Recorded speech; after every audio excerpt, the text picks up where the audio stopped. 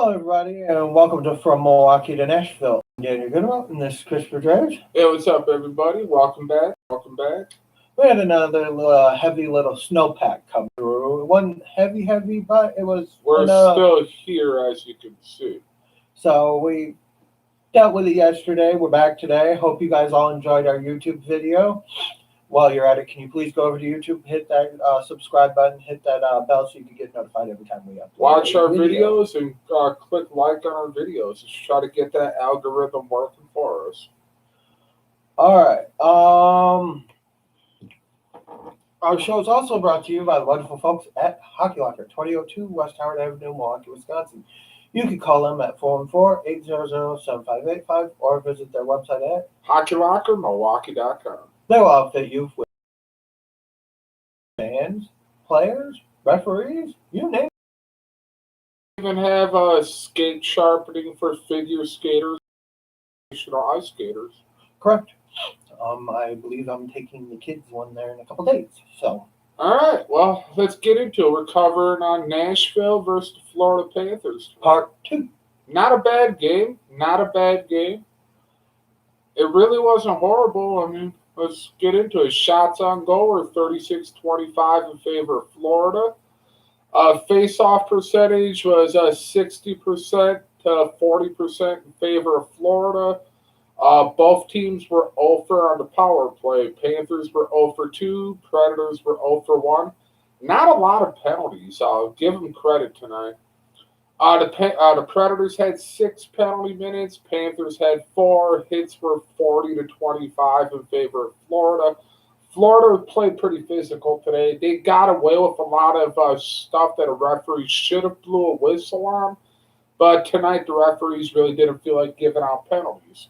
Block shots were 17-16 in favor of Nashville. In Nashville, you listen to me, 4 giveaways. Florida had 11. The shots on goal per period, Florida outshot Nashville 20-5 in the first period. Second period, the shots were 9 apiece. Third period, 11-7 Nashville. All right, and then scoring in the first, we actually had the lead for once. Yeah.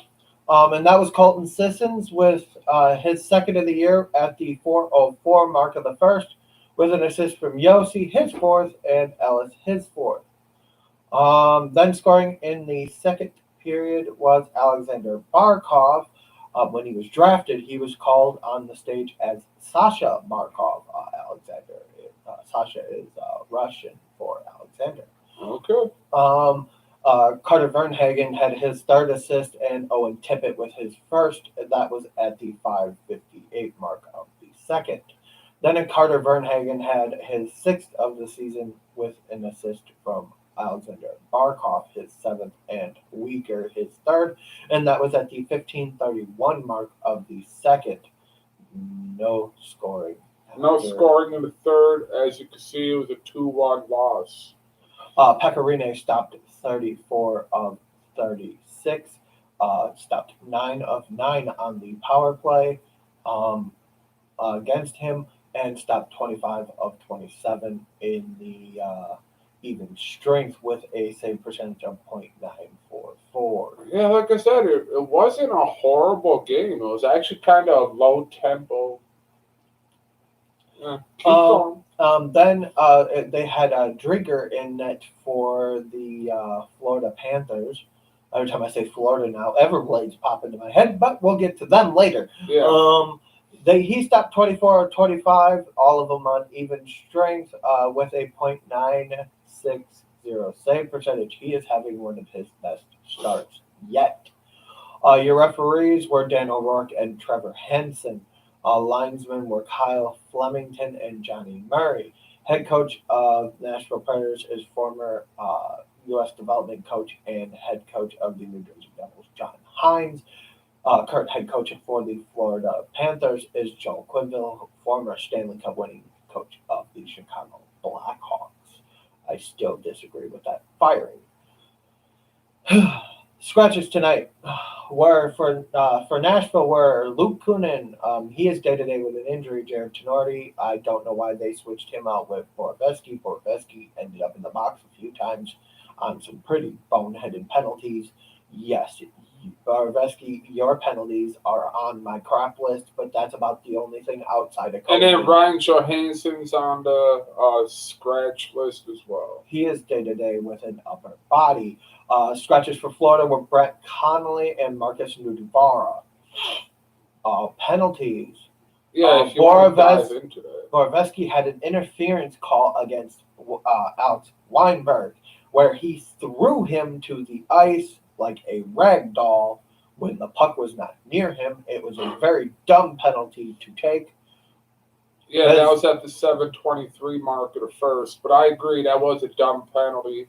Cross-checking happens on almost every shift. Yeah. So those I normally let go. However, we did have a matching between Nick Cousins and Jonathan Huberdeau.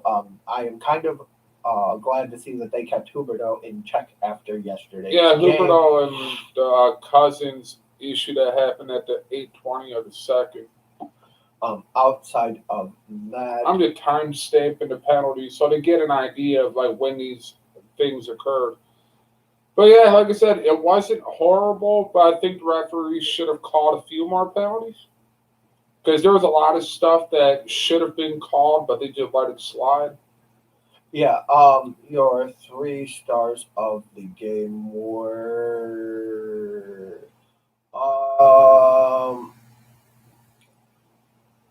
I'm confused by that. All right, 3rd star of the game, Carter Vernhagen with goal and an assist. Alexander Barkov with the same, with a goal and an assist. And your 1st star of the game was Pekka Rinne with. We just read his save stats. So. With 34 or 36, I thought you said. Yeah, 34 of 36. So I believe the 2 goal scorers should be higher. Be it that the goaltender got the loss. Yeah, that's why I really don't pay attention to stars of the game because sometimes they get it wrong. Or like you said, you're confused by it. I am a little confused by it, but I'm not upset by it on the basis that Pekka did stand on his head. It could have been a lot worse. Hell yeah, his defense was a little shaky, but like I said, it wasn't a blowout. It was a good game. Unfortunately, we came out on the short end of the stick. Hey, Robert, what's up? I agree. Favreau tends to have his moments where he is a liability out there.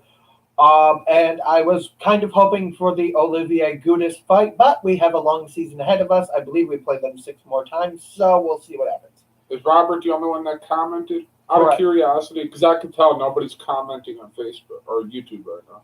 Correct. Please go over to YouTube while you're at it, guys. Give us some subscribes.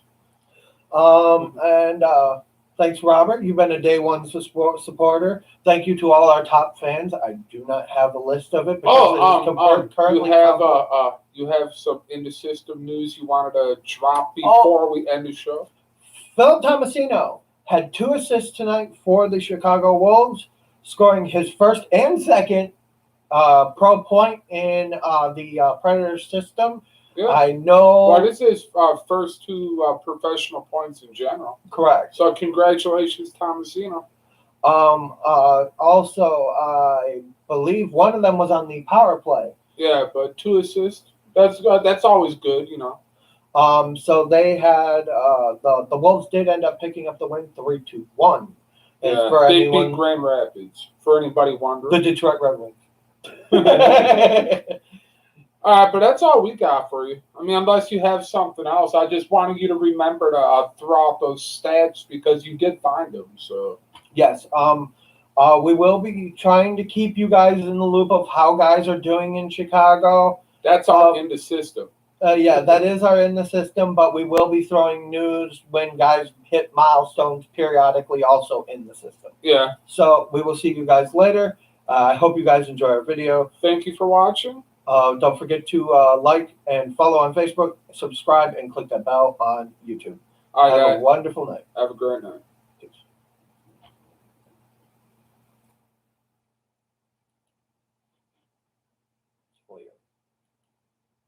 Unclear.